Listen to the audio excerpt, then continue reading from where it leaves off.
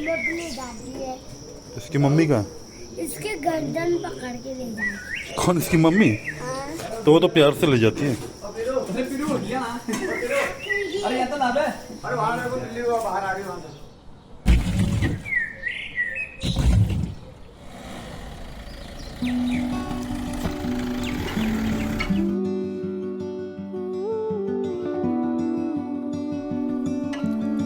कल रात से ही बारिश हो रही थी, तो हमें डर था कि कहीं अपना प्लान कैंसिल ना करना पड़े। मगर जैसे मौसम ने हमारी सुन ली हो,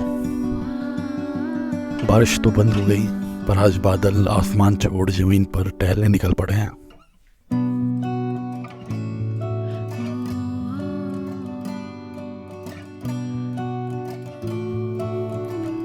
गर्मियों के दिन हैं, तो आजकल 4 धाम की यात्रा बड़े जोरों से चली पड़ी है। बस कल रात ही हम केदारनाथ धाम से दर्शन करके वापस लौटे। बहुत थक गए थे, तो हमने गुप्त काशी में ही रूम ले लिया।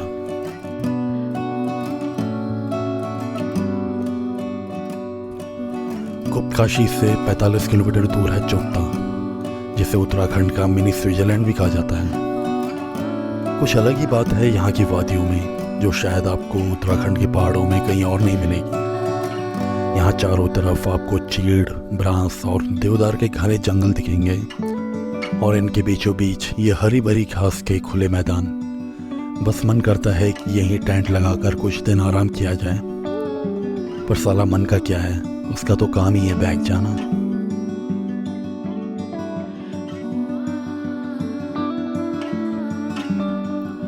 पता है यहाँ की सबसे बढ़िया बात क्या है? कि यहाँ आज भी आपको बड़े बड़े 5 स्टार होटल्स और रेस्टोरेंट नहीं मिलेंगे। यहाँ रोड के साइड पर आपको छोटी छोटी दुकानें दिख जाती हैं, जहाँ आज भी लकड़ी के चूल्हे पर चाय बनाई जाती है और पकौड़े तले जाते हैं। और इसी बात ने यहाँ के प्राकृतिक सौंदर्य को बखूबी संभाल के रखा हुआ है।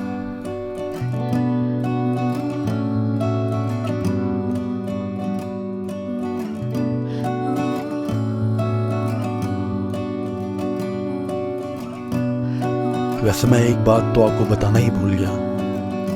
अगर बाय चांस आप कभी गुप्त काशी से गुजर रहे हैं, तो वहाँ के नारायण कोटि मंदिर जाना ना भूलें, जो एक बहुत ही खूबसूरत और छोटे से गांव के बीचों बीच बनाया गया है।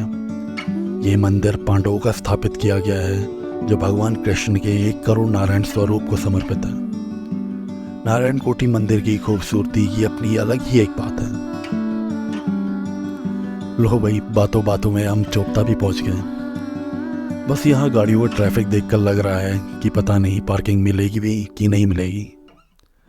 एक्चुअली केदारनाथ से बद्रीनाथ जाने वाला हर इंसान यही रूट फॉलो करता है, और जब यहाँ से गुजरता है तो तुंगनाथ महादेव के दर्शन भी हो जाते हैं। पर थोड़े इंतजार के बाद हमें बिल्कुल मंदिर के एंट्रेंस पर ही पार्किंग मिल गई।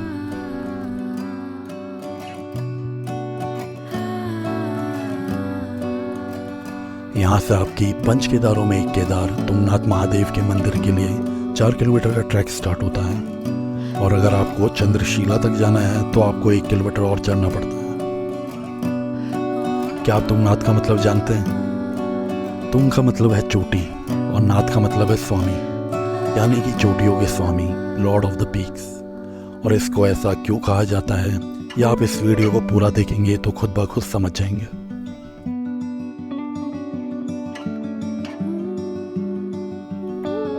यहाँ भी मंदिर के मेन एंट्रेंस पर आपको घोड़े और पालकी मिल जाते हैं, पर मैं तो कहूँगा कि आप इस ट्रैक को भी भले ही आराम से करें, पर पैदल ही करें। वैसे भी जिसने एक बार केदारनाथ धाम की चढ़ाई कर ली, उसके लिए तुंगनाथ महादेव का ट्रैक करना कुछ भी नहीं है। मगर आपको एक बात बता दूं कि तुंगनाथ महादेव मंदिर पंच केदारों में ही नहीं, बल्कि सारी दुनिया में सबसे ऊंचा महादेव जी का मंदिर है, जिसकी ऊंचाई कम से कम 3700 मीटर है। मगर तुंगनाथ का ट्रैक बाकी सभी पंच केदारों में सबसे आसान ट्रैक है।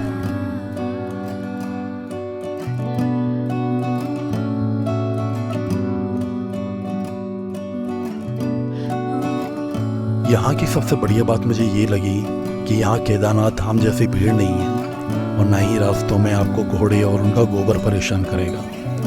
यहाँ बड़े ही आराम से आप मंदिर तक पहुँच जाते हो, और आपको महादेव जी के दर्शन भी बड़े आराम से हो जाते हैं।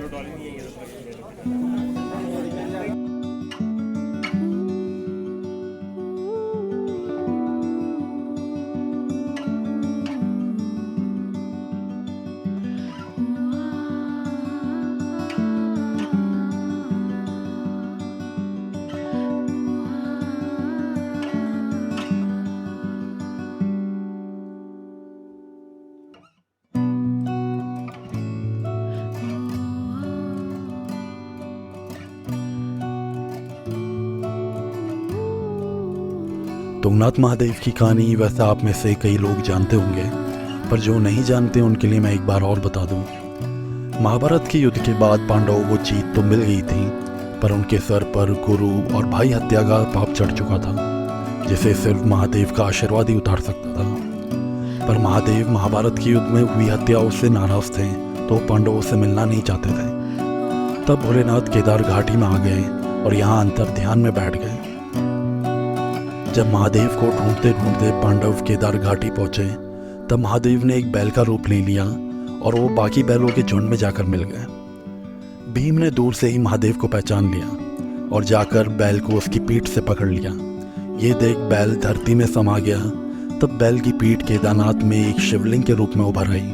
हाथ तुंगनाथ में, चेहरा रुद्रनाथ में, पेट और नाभि मध्य महेश्वर में और बाल कल्पेश्वर में उभर आए। तब पांडवों ने इन 5 जगह पर महादेव का मंदिर बनवाया और उनकी आराधना करी, जिससे महादेव उनसे प्रसन्न हुए और उनको उनके पापों से मुक्त कर दिया।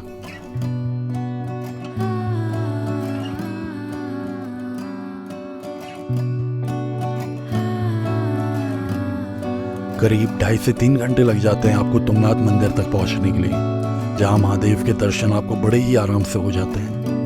और यहाँ से जो आपको धरती का नज़ारा दिखता है, ट्रस्ट मी, आप कुछ वक्त के लिए अपने आप को और अपनी सारी परेशानियों को भूल जाते हो। कुदरत के इस करिश्मे के सामने आप अपने आप को बहुत मामूली सा फील करने लगते हो। शायद इसीलिए हमारे पूर्वजों ने ऐसी जगहों पर मंदिर स्थापित किए, जिससे हम यहाँ पहुँचकर अपने आप को भूल सकें और खुद में भगवान को पा सकें।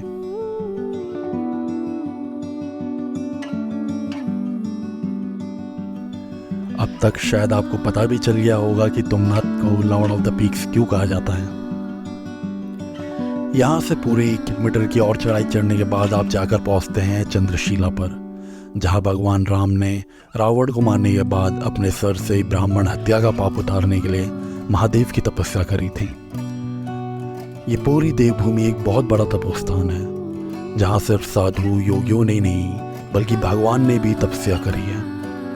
यहाँ की हवा में आप इस एनर्जी को फील कर सकते हो।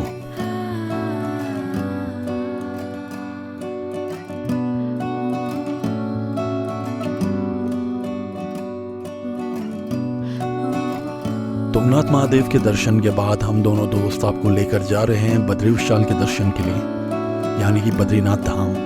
इस बीच हम आपको सगर गांव में भगवान राम के मंदिर के साथ साथ गोपेश्वर में प्राचीन गोपीनाथ मंदिर के भी दर्शन कराएंगे। हम उम्मीद करते हैं कि आप लोगों को यहाँ तक हमारे साथ पसंद आया होगा, और आगे इस सफ़र में हमारे साथ ऐसे ही बने रहने के लिए हमारे चैनल को ज़रूर सब्सक्राइब करें। धन्यवाद।